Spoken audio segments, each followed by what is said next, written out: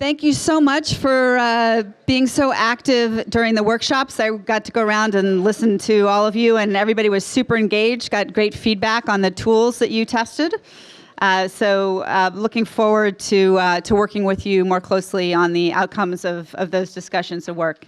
Again, I just want to give everybody a moment to sit down because we have such an interesting chat here. I want everybody to be able to see our speakers and hear from them. So I'm delighted to have Addie Ignatius, who is editor-in-chief of Harvard Business Review here.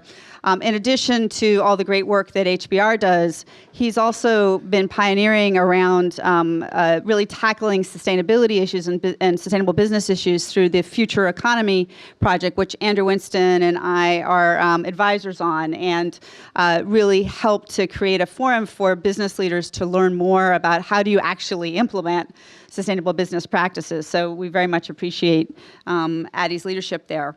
And I think all of you are familiar with Bill McNabb, who first and foremost in his leadership at Vanguard made it possible for many people around the country and around the world to invest in a way that enable them to grow their portfolios, and has also been really focused on creating long-term value, both in what Vanguard does and now in his role as chairman of CECP, the CEO Force for Good, or I think there's a new name for it now. Is it? No?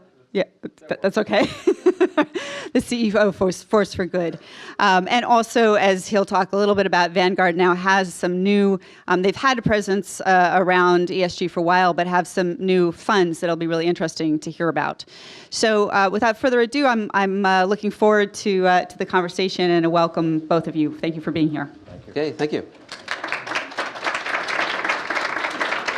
Thank you, Tansi, and it's great that everyone's here. Bill and I decided, we'll talk for a while, and then when we sort of run out of stuff, we'll open it to the floor. It sounds like there've been good discussions all day, so start getting your questions ready.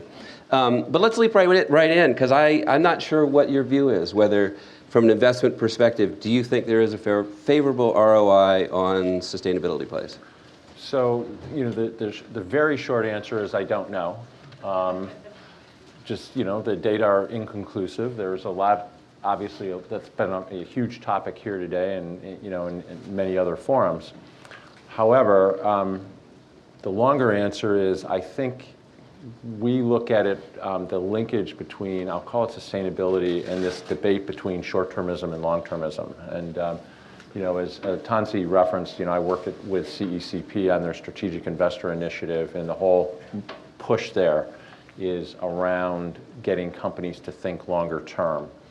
And if you think about the broadest definition of sustainability, you want to have a company that lasts multiple generations, and if you're going to think that way, then that's where, to me, a lot of the work that's being done in this space and the work that we've been doing on the long-termism kind of intersect. And my sense, my intuition is we will find that companies that think that way and more holistically will actually create lots of value over time. And everybody has anecdotal examples of it, but we don't have what I would call a comprehensive study that says, here it is, here's the answer. And part of it is because the whole definition of sustainability is so broad and can you bring in so many variables. But I do think, if you just elevate it to the highest level of, what's going on in terms of, if you're a company and you're not a great place for people to come to work, over time, you're not going to provide great service. You're not going to produce as good a product as somebody who is a good place to work. If you're not a really good citizen of your community, you're not, again, going to attract the kind of talent that you want. I think what's going to be really interesting, Adi, is to watch. I think it's going to be the employment side that's going to drive this more than anything else. And I think investors will have a role. Obviously, I think consumers are obviously going to have a big role. You've seen some of the data on that. But I think it's the employment side is going to be what drives it. Okay, so there are a lot of things to follow up on. Yeah, I know. I'm teeing you up for all kinds of stuff. So let's start with, so we talked a little bit about this a couple days ago, and So this is a somewhat leading question, but in terms of whether there's a favorable ROI on sustainability plays, I mean, your subset is limited. You're taking out some investment. So doesn't that suggest that you're really asking investors to take a smaller return to do the right thing? Again, I don't know the answer to that. What we've seen historically is, if you go back to the days of the original sort of socially responsible investing movement in the 90s, many of you, well, as I look at this audience, many of you were far too young to remember that, but there are a handful of you who actually lived through that. And in 1997, 1998, 1999, the socially responsible index funds as an example, and we had one of the first, they were blowing the lights out. And everybody was like, see, you can do good and beat the market. Isn't this great? Well, when you did the attribution analysis, what you found is because of the way the exclusionary screens were working, most socially responsible funds had an overweight to technology. Well, we know how that ended in 2001, 2002. And it didn't end in a pretty way.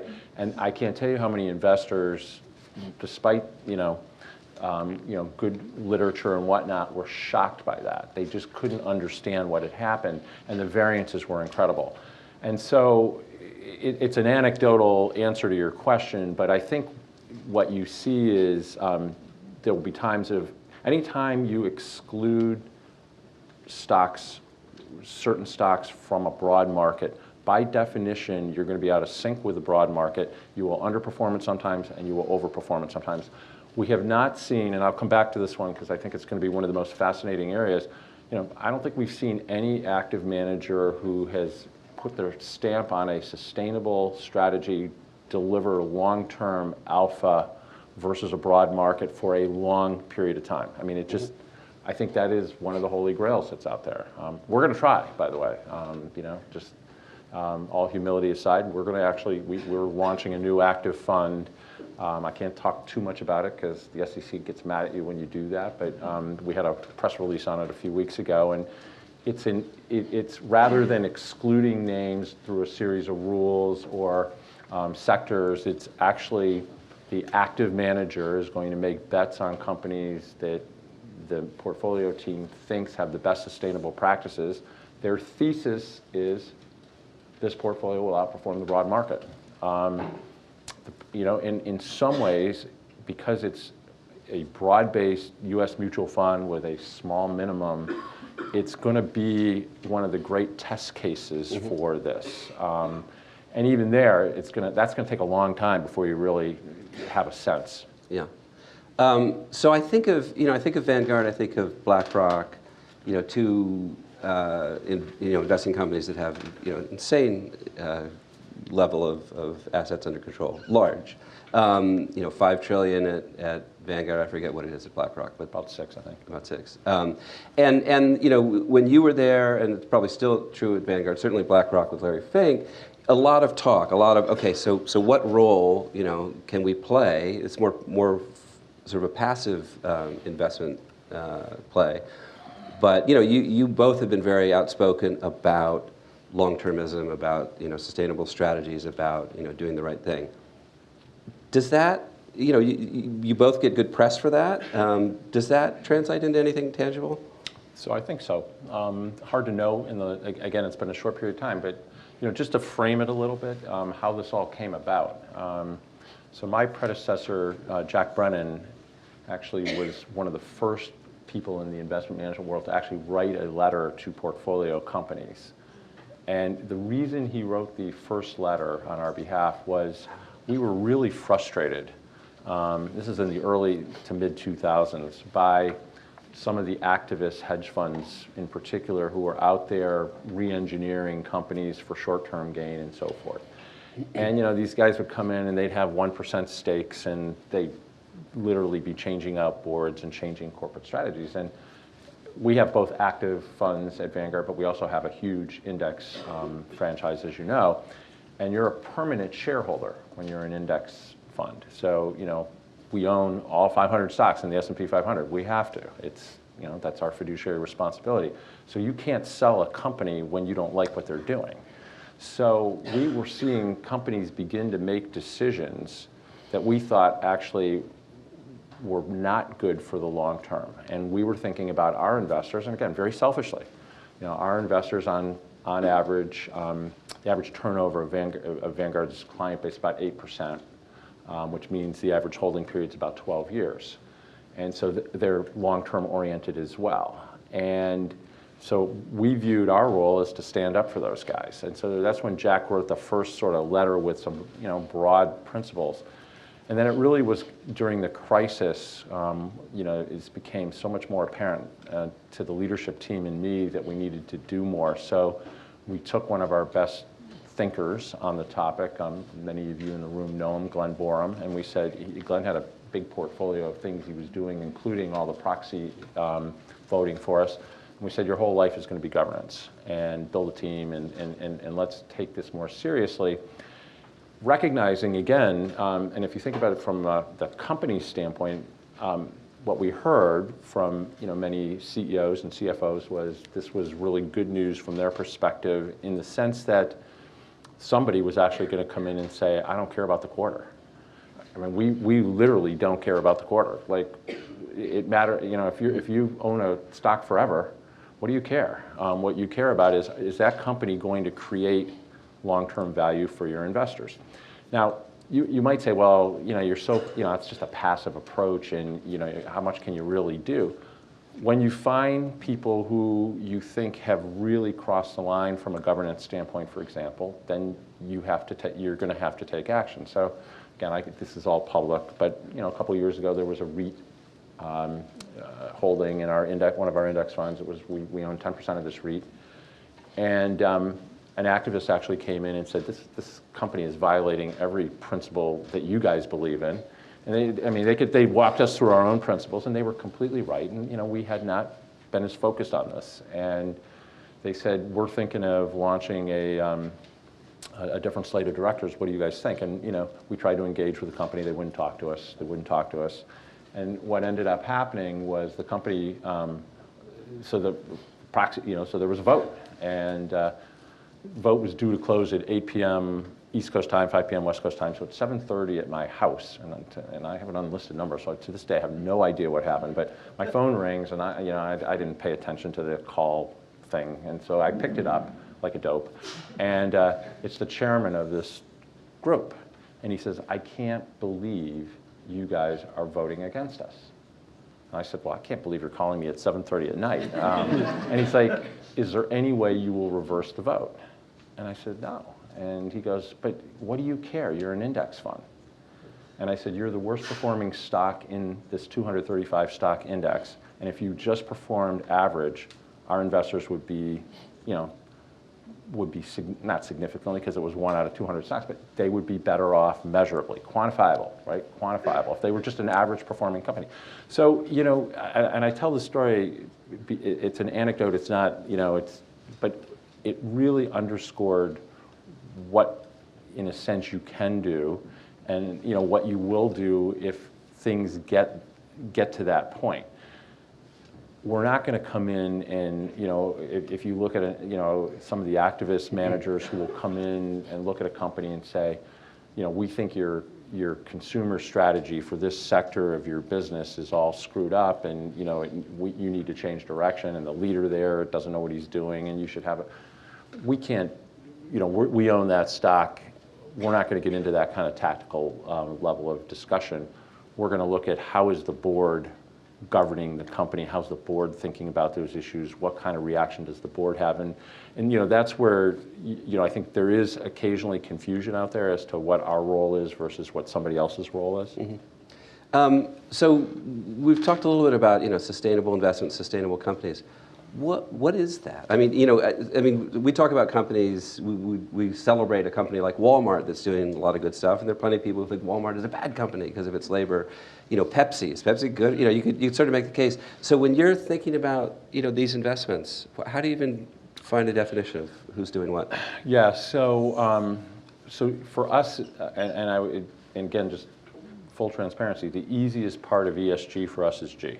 Mm-hmm. We have a set of principles that we believe in very deeply, and we think and again, we can't prove this. So again, full disclosure, but we believe better governed companies over time are likely to perform better. It doesn't guarantee you that you won't have a disaster on your hand. You can have a really good governed company in a sense, and they can still make mistakes and be, but what you hope is you shrink the number of those disasters over time with better governance, and maybe you raise everybody up a little bit. The E and the S are a lot harder to define because in this room we're going to have 50 different opinions as to what's really what's really matters from an environmental standpoint. What really matters from a company, what really matters for a company in terms of its social impact and so forth. So, what we almost reverse the question when people come to us, we say, show us the link to long-term value creation, or at least the potential link to long-term value creation, and we'll roll up our sleeves and go deep. So I don't actually have a great definition because the variables are so many. But what we want to see is we want to see somebody actually, when we're talking about these issues, and it's going to differ sector by sector and company by company, link the particular topic to the impact of either value creation or value destruction in the long run. Yeah. And I know that's not a terribly satisfying answer, but I think one of the things that between CSB, the Embankment Project, a lot of the work that's going on in a number of academic institutions is trying to figure out, are there broad metrics that can be predictive of some of these, some of these factors, and allow you as an investor or allow you as a consumer, perhaps, to compare and contrast.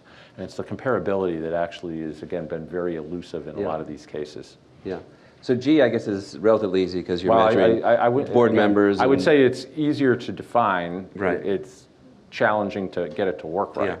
So we do an annual survey of the best performing CEOs, and ESG rating is a significant part of that. And we used to rely on one company to do the ratings, and then thought, well, what if they, it's so subjective that is that fair? So now we take ESG ratings from a number of companies, average them out. I don't know if that increases statistical error manyfold or if that's a fair way of doing it, but I was able to see the numbers. They certainly vary dramatically in how sort of outsiders look at companies.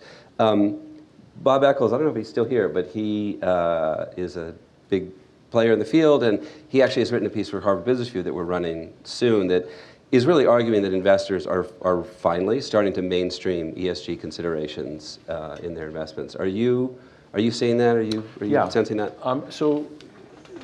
Absolutely. So, and again, one of the benefits of being who we are is we get to talk to almost everybody. Because again, for those of you who aren't familiar, everybody thinks all we do is index, and we've been a pioneer in that space. But our heritage, actually, if you go all the way back to the very beginning, was active management. So we have 70 active funds or 75 active funds, both on the fixed income side and the equity side. And on the equity side, we don't run those in-house. We actually use sub-advisors all around the world. So PrimeCap in California, Bailey Gifford in Scotland, Schroders in London, Barrow Hanley Mooney Strauss in Dallas, et cetera, Wellington in Boston, et cetera, et cetera, et cetera. So it's literally 30 some odd firms running those mandates for us. 2008, 9, we went to all of our active managers and basically said, so how do you guys think about ESG, and how important is it in your investment process? And we got a big fat 0. Like, no one wanted to talk about it. They're like, you guys are actually a pain in our butts for even bringing this up. Go do whatever you want to do on the governance side, but leave us alone. And it's interesting, a decade later, it's completely changed. And the vast majority, and I don't think it's just because of their affiliation with us. Certainly there's some cause and effect there, but the vast majority of the firms are actually beginning to think about this quite differently. And again, I'll pick on Wellington, our most important strategic partner as an active manager. Mark Mandel and his team there have devoted tens of millions of dollars of resources to the research capabilities to try to suss out whether some of these factors that you reference in all the different measures and so forth can be compared, contrasted, and can actually help a portfolio manager predict a company that might outperform over a very long time. And so there's a lot more interest in that than there was. I would tell you though, for it to really take hold, and again, I apologize to any active firms in the audience who are going to find this offensive, active management has to change. If you look at the statistics in the mutual fund world, and you can apply it to the pension world and separate accounts and so forth, the portfolio turnover completely belies any focus on sustainability or long-termism. The average holding period for a broad-based U.S. equity fund is about 1.2 years. And if you take the portfolio turnover and just take the inverse of it. Now, you could say, okay, let's refine it. Let's talk about pure name turnover. Maybe the holding period goes out to 2 years. That is not long term. And one of the things, and again, I can't prove this because the sample is not large enough. But if you were to look at Vanguard, just as a little microcosm, if you looked at our best performing funds over the last 25 years, the one thing they all have in common is very low portfolio turnover. So we either by luck or our own bias have identified certain firms and certain individuals in those firms who believe in taking a very long-term view. And to me, this is where the sustainability and this is where it's all going to come together, because if you're really worried about the quarter and you're going to flip the stock every 2 years, all this stuff isn't going to matter. But if you're looking to hold the stock for 8, 10 years, companies that aren't practicing some level of good sustainability practice, in my opinion, they're not going to be, their likelihood of success is lower, because they're not going to be great places for employees to go. They're not going to be, consumers are going to begin to express their preferences and all that. So that's where I think there's an interesting opportunity. But the active management industry in general is going to have to reflect that. And I do see evidence that that's happening. I don't think, and again, with all due respect, I don't think sustainability was the driver. I actually think the initial driver was cost. And people want to know, why does indexing beat active management over long periods of time? It's not only fee structure differences, it's the trading cost differences. So if you're turning a portfolio over 80, 90%, that's about 150 basis point drag, even in today's low trading cost environment. You take that plus the fee difference, that's a lot for an active manager to overcome. And what you're beginning to see is a lot of active managers say, we got to have more, we got to have more conviction in our names. If we really think we're onto something, we got to stay with it longer. And you are beginning to see portfolio turnover ratchet down a little bit. To me, it's going to be the only way that firm, and you are seeing much more use of what I will call high conviction products at least in the consumer side of investment management. So you sort of hinted before that some of the forces driving change are employees who want to work for a company that they believe in, consumers who want to buy products from a company who they think shares their values. That's probably pretty clear to even sort of analyze anecdotally and maybe overall in terms of data. But then the investment side seems a little different. I mean, the investment side, kind of putting together what you said, is that most of us are interested in long term. Most of us have our money invested in the long term. A minority of people who are holding, 2 years is a long time compared to a lot of where these holdings are, but whatever, 1% activists and are kind of driving more corporate change than the silent majority that has money and has long-term interests. How can we do anything with that? And I ask that particularly as we kind of roll up to an election cycle where, at the very least, there are a lot of ideas out there. So it's a time to kind of think about fixing some of these. Again, I tend to be pretty optimistic that the marketplace is beginning to move in that direction, because if you just look at the firms that are successful, So, and you know, some of your colleagues at Harvard have written about the other side of this, which is a whole other topic. What? But yeah, why? It does not pay to be really successful in any industry right now, because once you're successful, somebody's coming at you. So, but if you think about today in the U.S., so you know, and again, globally it's a little bit less, but and I'm going to use broad market. You know, we own at Vanguard 6 to 8% of every company. BlackRock is a little smaller than we are domestically, so they may own 5 of every company, depending on their active, some of their active bets. State Street's another 4 or 5. So you've got 3 investors who own 20% who are permanent shareholders. There's no interest among any, you know, we don't talk to each other about this, but it would be illogical for anybody to be thinking short term. You look at the big active managers who are having some success as franchises. As I said, their portfolio turnover historically very high. You're beginning to see people rethink that. And you know, if you get to a point where you've got 30–40% of a company held by 15 firms who have longer term aspirations than the activists who are coming in with their smaller positions, that will change the dialogue. And you know, again, a lot gets made of each of these activist situations, but you know, usually there's about 30 contentious proxy votes a year in the entire broad market. So you know, we in a sense, we shouldn't overreact to that either. But I think you're going to see the longer term orientation begin to take hold. Now, could government do anything to help it? Sure. You know, you could change the tax code to make it even more, make it more advantageous for investors. And you know, imagine if you, I mean, I didn't get very far with this when. After the election in 2008, we got asked, you know, if you could change one thing in the tax code, what would you do? And, you know, I went right at capital gains and said, look, for somebody who holds something for 10 years, I've reduced the rate to, you know, very, you know, single digits. 1 to 5 years, I'd be at whatever ordinary income is. Less than that, I'd be higher than ordinary income.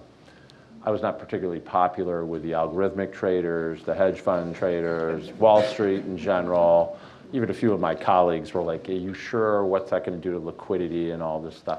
But you know, at the end of the day, if you wanted to send a message that long-termism is important, that would, you know, tax code would be an obvious way to do it. And you could do that without, you know, in a way that would be completely revenue neutral, and just tilt the discussion.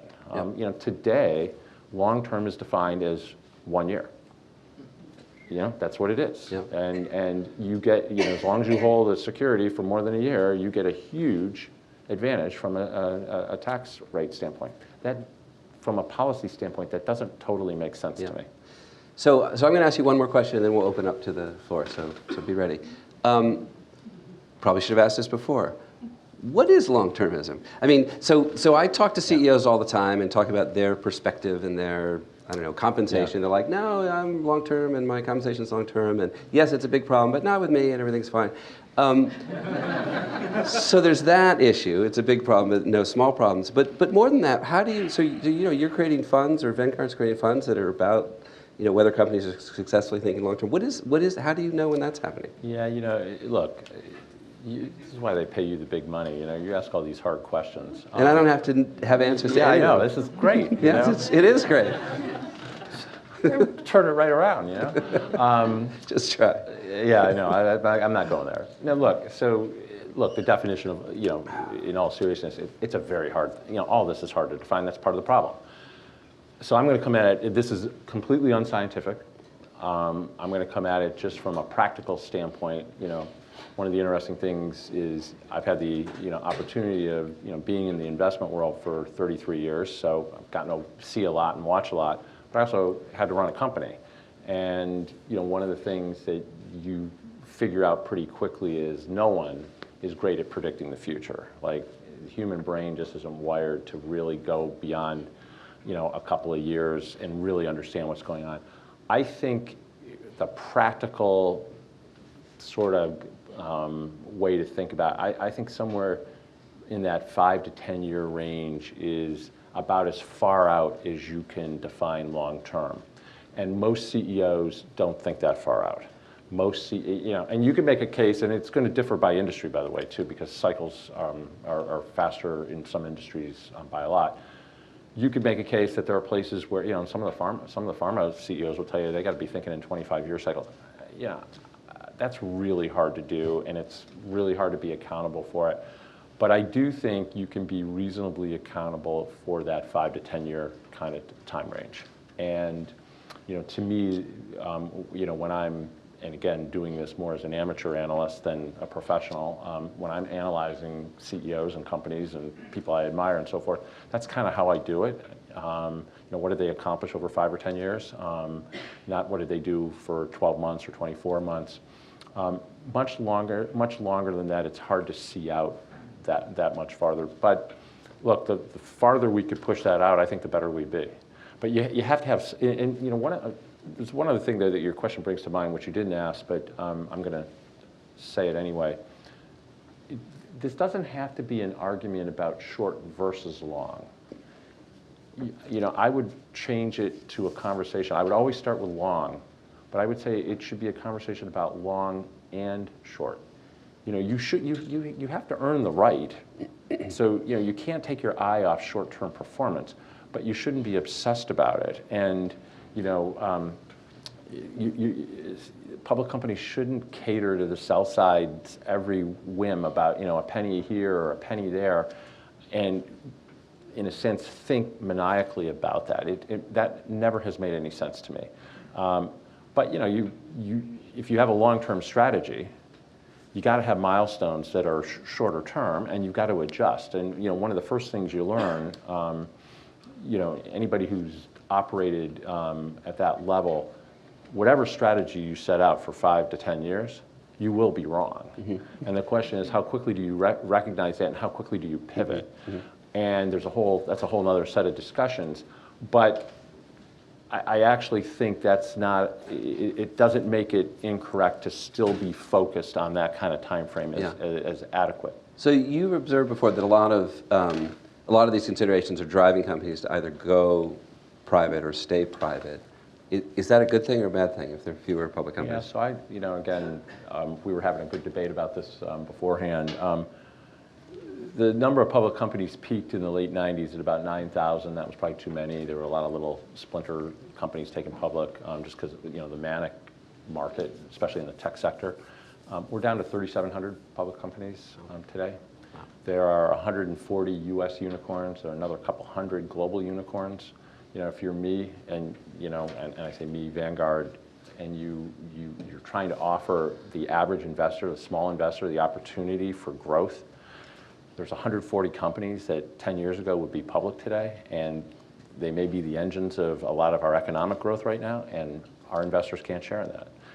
I don't think it's a good thing. I don't think it's a good thing from a social policy standpoint, and I also don't think it's a good thing from a capital markets standpoint, and I can't prove this, but and again, you don't want to confuse causation and correlation here, but one of the things that when you travel the world that everyone admires about the U.S.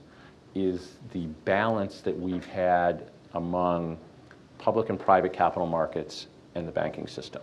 And if you look at it historically, we have the most diversification there in terms of sources of capital. You go to Europe, 90% of capital flows through the banking system. You go to China, it's 90% flows through the government / the banking system. And they all look at us and say, gee, I wonder if the U.S.'s incredible economic growth during this period is partly a reflection of having this much more effective way of allocating capital. And I can't prove it, but I sense that there's something there.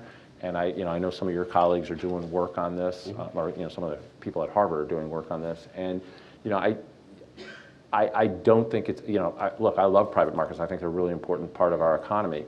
But one of the things we worry a lot about is that companies are increasingly deciding to stay private because it's just a lot easier to do so. And there's so much money out there. The cost of capital is so close to what the cost of public capital is.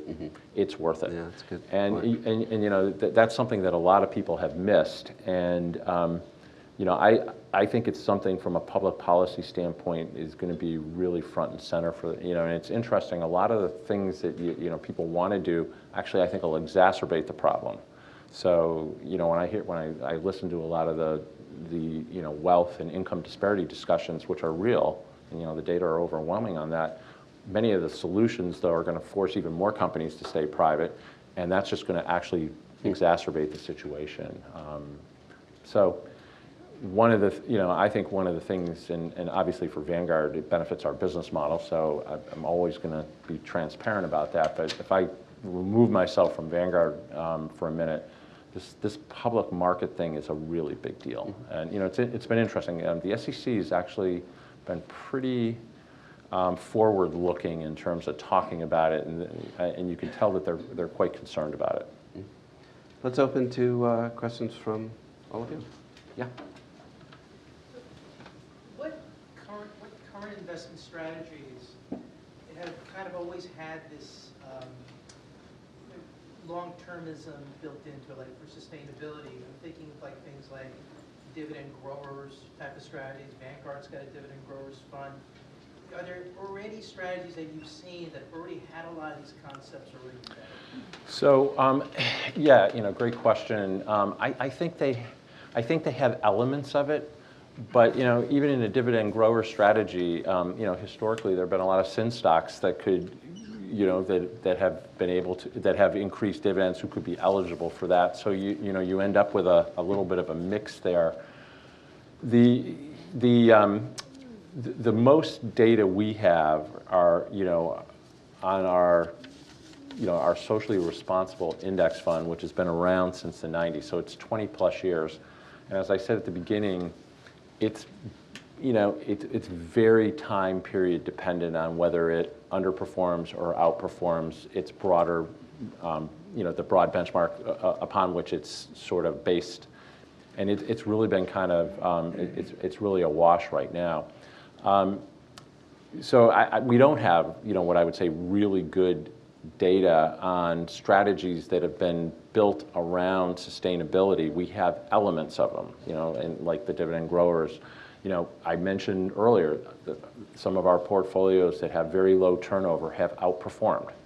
You know, if you look at Vanguard Prime Cap Fund, which has been around since 1985, you know, at one point it was 300 basis points ahead of the broad market on an annual basis. Now, of course, we always are like, how can that be? You know, we're an index guy, right? You know, but their portfolio turnover has averaged about 10%. But they haven't restricted themselves in terms of sectors and so forth. And I know from their investment process, sustainability was never at the top of their list in terms of when they were looking at, you know, which companies to own for 10 years. And so you end up with sort of a mixed, unfortunately, it's sort of like a mixed data set, and it's really hard to disaggregate what's actually going on there. I don't know if that helps, but. Back here and then up here. Yeah. Yeah, I had two questions that combine. The first is, can you give us Well, a list? wait. Pick one. Okay. Pick the best one. A short list of results that came about as your August 2017 letter on governance to all the companies you own. So, you know, we sent a letter, yeah, that was a letter where we laid out the governance principles. I think the most important thing that happened there was in the subsequent 18 months, let's say, we had more than 1,000 engagements with companies, and I would say 30% of those engagements were with independent directors. And in many cases, they sought us out rather than us seeking them out. And we took that as a really good sign that maybe we had reached an inflection point in terms of boards actually responding to the voice of a long-term investor. You know, if you were to go talk to an IR department 7 or 8 years ago and say, do you ever talk to the, you know, the index funds that own you, they would have laughed. They would have said, why? We don't even bother. And, you know, they never met Vanguard, never met BlackRock, never met State Street, and so forth. after that letter, that level of engagement to us was incredibly, it was energizing, but it was also, it signaled to us that there was something here. And what a lot of the discussions were, they were sort of twofold. One, they wanted us to talk through some of the details of the principles and where they may fall short, and what suggestions we might have, what best practices we might see. In some cases, it was, we just want to know you, we want to understand the depth of your beliefs here, because if we get into an issue, we'd rather know you before we get into an issue. And it was, again, for us, it was actually, I won't say vindication, but it really reinforced that we were onto something here. That was probably the number one thing. Yeah, hi, Rick Nailsmith from Rick.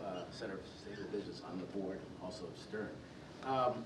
Do you think you're underestimating the effects of climate change and all the investments? To me, if you follow the IPCC report and 1.5 degree climate change, Earth warming, that would create a massive paradigm shift in business globally.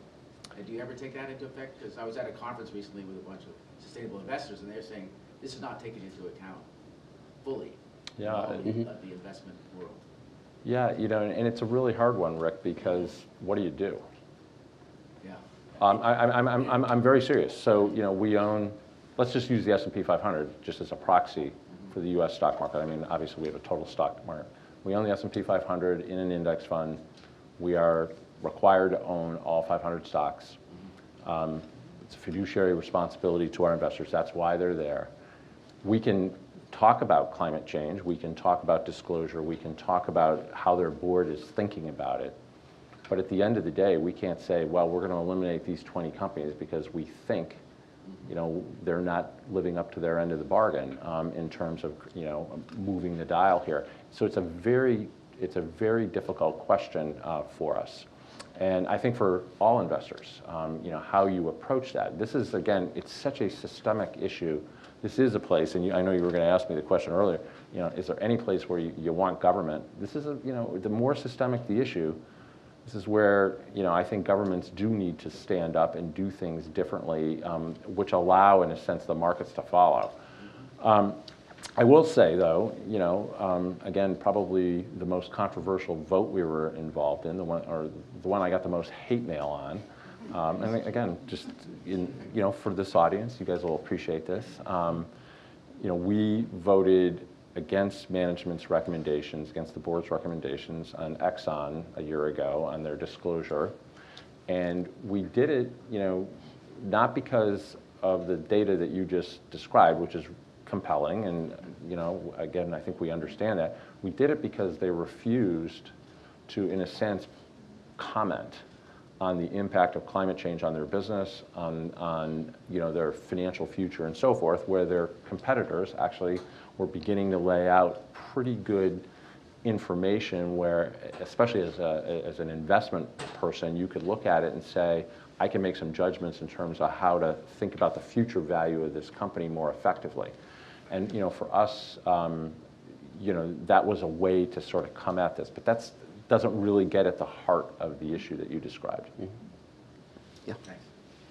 Hi, Shelley Goldberg. Thank you both for a great discussion. I was curious about your feelings toward having, say, different share classes for a stock such that long-term holders would benefit with either more dividends or greater voting. Yeah, again, it's a really interesting question, and the short answer is I don't know. I'm intrigued by the concept. Historically, we've been against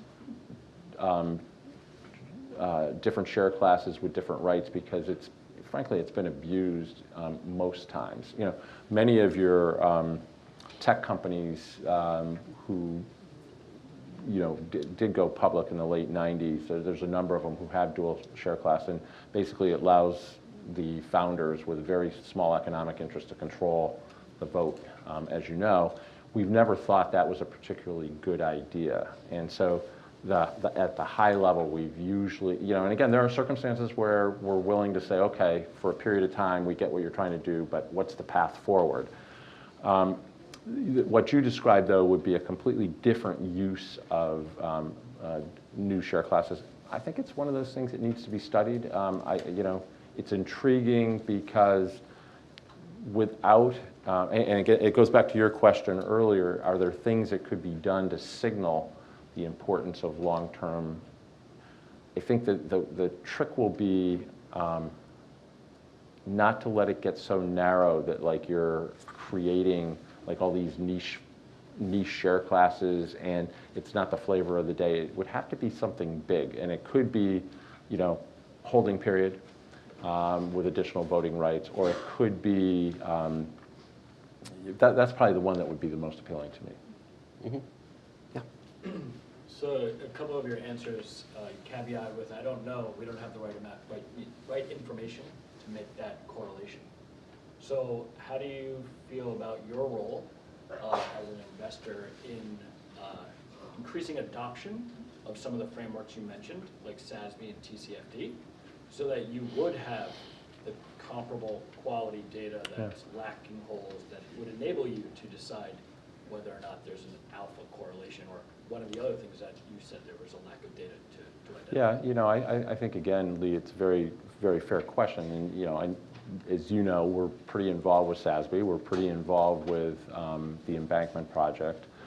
And all of that work is around trying to help these frameworks become more robust and richer so that there is comparability from company to company within sectors and broad comparability sector to sector. I don't think we're there yet, but I think we're on a good path. And so what we're trying to do is be very value add in those conversations with things that we've seen that work versus things that don't work. And my colleague, two of my colleagues are heavily involved in each of those, and we're going to continue. It's been a big investment. The embankment one in particular, we took a team to actually do a lot of the work in conjunction with Ernst & Young and the Inclusive Capitalism team Linda Rothschild runs, again, trying to push forward so that we do get to those kind of frameworks where I don't have to say we don't know. But I guess the question I have is there any sort of downward pressure that you could start putting on your holdings to start adoption? I don't think there's a lack of, I think the frameworks are pretty good. There's just not adoption. And that seems to be the biggest hurdle that I see right now. Yeah, I think I think that's probably coming, but I think that's one of those things where I would have a slightly different view as to the maturity of some of those frameworks. But I don't think we're talking years. I think we're talking relatively short periods of time to sort of get to the point where you could begin to drive that. And I'm going to give you one that you didn't mention, but we've had active discussions at CECP with the Business Roundtable in terms of getting companies to voluntarily adopt, all the members there, the requirement to do a long-term, to lay out a long-term plan.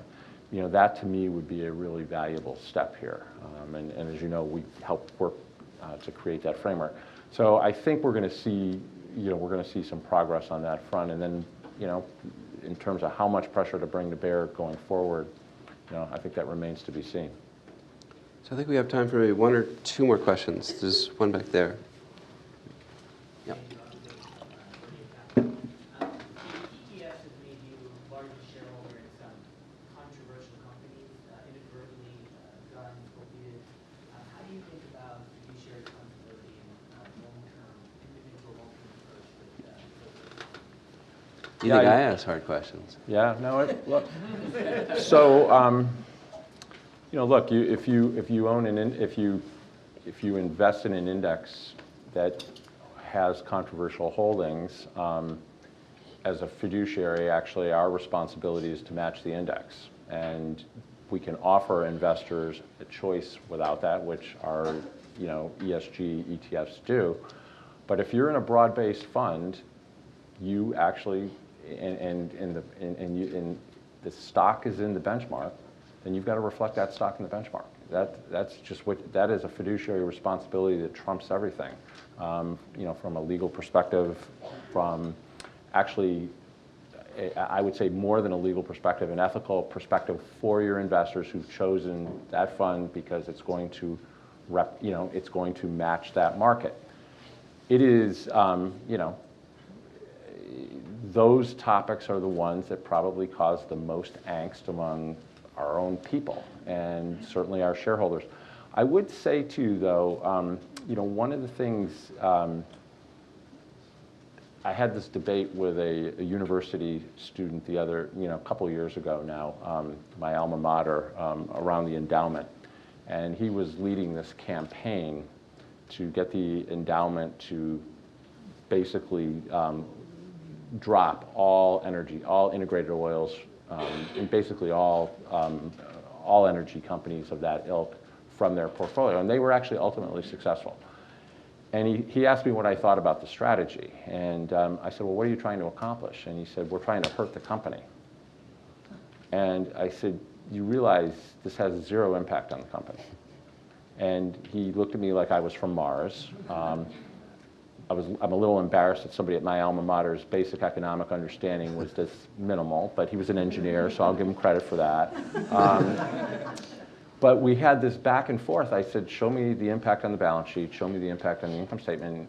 And I said, all you've done is trade one owner for another. And you've accomplished nothing. And he said, well, what would you do differently? I said, if I were you, I would be going around to all the other universities, and I would be finding like-minded people, and I would go get all those endowment officers and say, we as students of this collective group feel very strongly about the role these companies are playing in society, and we want to have a stronger voice. So can we pool our interests together so that our ownership voice actually has a little bit more carry? I said, you have a much better chance of influencing by being engaged as an owner than forcing somebody to sell the stock.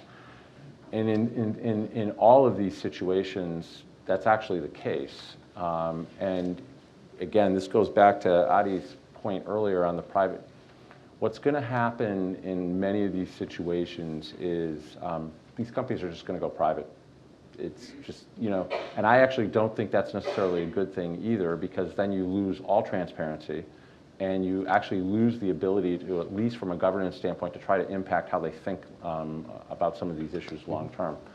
I know it's not necessarily a totally or a satisfying answer, but I actually think that's at the heart of the reality of what a lot of us have to deal with. All right, we've got time for one final question, no pressure. Well, if there isn't a question, let me ask you. So you said at one point you started to say I'm an optimist. So why don't you leave us with the F. William McNabb III case for optimism on all these things we've talked about? All right, I'm going to pour the glass. So the glass is almost full. Look, I think the fact that this discussion is taking place is a really good thing. Tansi and her team, I just give you guys huge kudos for pulling this together. We're seeing, Andrew, you and I met, what was it, 18 months ago at Bloomberg session. Again, the fact that these sessions are happening and they're happening more broadly, I think is a really good sign. You've probably picked up where I think, investors can be the most impactful is driving governance and long-termism and the relationship there. And in a sense, sustainability will become part of that. Broader sustainability becomes part of that long-term view. These conversations did not exist a decade ago. They just, except there was a handful of purists who were trying to create new funds, socially responsible in the 90s and so forth, but these broad-based conversations were not happening. I think the fact that they're happening and they're happening in a productive way is a real positive sign. I think we are close to a potential inflection point on this short-term versus long-term. I really think that's at the heart of this. I think if we can, and we'll never, we all won't agree on all the various components, right? But if we can get companies thinking longer term versus short term, you know, 90% of what we're talking about from a ESG standpoint will get very heavy consideration, because that's what companies are going to need to do to create long-term value. If we don't get, if we're not successful there, then I wouldn't be pessimistic, but I really think we're going to be successful there, because I think the marketplace has, if you look at where the ownership of these companies now resides, if you look at the voices that are beginning to be heard much more effectively, you know, it's actually pretty rapid progress in a sector of the economy or a sector of our industry that doesn't change very fast. So I'm, you know, I continue to think we're going to make a lot of progress here. All right. Tansi, over to you. Thank you. Thanks very much.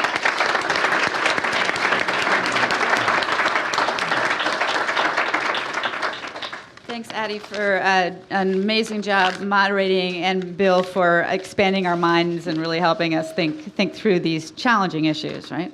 So a few final thoughts from the day before we go get to drink, which I know you're waiting for. You can move from the water, Bill, to the to the wine. So thinking about what we heard today from our investor panel earlier, we heard that investors are really beginning to use ESG data embedded in their analysis of how they think about a company, right? It's adding more information, imperfect information, but more information to how they make decisions. We also heard that not all investors are the same. Everybody has a different way of approaching this. And we also heard from Bill, for example, short-term investors have a very different perspective from long-term investors. So thinking about that question of the long term, and also how in many cases, companies might be talking about sustainability, or investors may be talking about sustainability issues or ESG issues, but not using those words, right? And so when they're talking about something that is of long-term importance, it might actually be an ESG issue, but it isn't articulated that way. So also for something for us to think about. We also heard, consumers, that we're seeing a really interesting shift here, that we've heard in the past, well, consumers aren't really asking for it except for a small percentage. And really today, where we're seeing the growth, 50% in the consumer packaged good business is from sustainability marketed products, which again, going to the long-term point that you were raising, Bill, is those companies that are thinking ahead, right, and changing their business now to deal with trends that are happening now as opposed to constantly reacting is also a really important thing to be thinking about. We also heard a bit about sort of regulators, and sort of regulators are beginning to take more, not necessarily in this country, but even in this country in certain areas, taking more of a proactive focus, and probably will be doing so more as we see more challenges related to climate change and also to some of the social issues in this country that we're dealing with. So we introduced you, those of you who hadn't met her yet, to Rosie. We had a great conversation with you, really about how Rosie can be both a forward-looking tool, so as you're thinking about strategy and what investments you might make, how to really analyze your return on sustainability investment, and also retrospectively. And most importantly, just as investors need this data to be making their decisions, corporates need to better understand where the value is being created in order for them to make better decisions about strategy, about investment, and about priorities. We heard some wonderful examples. So, I mean, I think all of you will leave with the beautiful work that Patagonia is doing around childcare and women, and sort of to bring, to think about their employees as a family. And we know that this is an issue across this country in terms of women not being able to go to work because they don't have anyone to take care of their children, in terms of a variety of other issues that Patagonia is addressing. And we also heard that Patagonia said, and by the way, though this isn't why we did it, it's really good business for us, and here's the financial returns, right? And we also heard, on the environmental side, how the automotive sector is seeing really significant returns and better work around recalls, around innovation, around operational efficiencies, and a variety of other great examples. I heard from the team in the workshops that you all had some really good feedback. There's some very specific stuff that I won't go through here. But basically, One that you felt, one of the challenges will be how to socialize Rosie, right, within your companies. How do we socialize this methodology more broadly? And so that's something we'll be thinking about. We'll be looking forward to talking with you further about. The other is that the sort of big aha for many of you is that actually large returns are actually possible when you're investing in sustainability. That when you put together all these different pieces that are in all the different parts of the company, you actually come up with really big numbers. And the other part of that insight that I heard from one of the workshops was, hey, if all this value is being created in all these different parts of the company, that's accruing to those different units' bottom line. So actually, we can probably build engagement across the company around better assessing the return on sustainability investment because it's in their interest to do so, because they're actually leaving money on the table because they're not analyzing this correctly. So you can build a broader coalition for what you're doing here. Let me say that, again, I think this was brought up by a couple people, not everything needs to be monetized, right? There doesn't need to be a financial business case for everything. It's just that without the financial case, we're being held back and we're not making the right decisions. So let's get on it and get Rosie into every house and home. We need to together bust the myths, like the consumer myth that consumers don't care, or the myth that you really can't make much money off of this stuff, or it costs you money is actually really the myth. The myth is that this costs you more than you make back from it. And I'll just echo what we heard from Bill, which is we all need to think long-term while still acting in the short term, right? So I want to thank you all for a great day, for a great engagement. I want to thank the team at Center for Sustainable Business, again, for all the terrific work they did to prepare for today. And I want to thank our panelists and moderators, our sponsors, Domtar, Bloomberg, and HBR, and let's give them all a great big round of applause.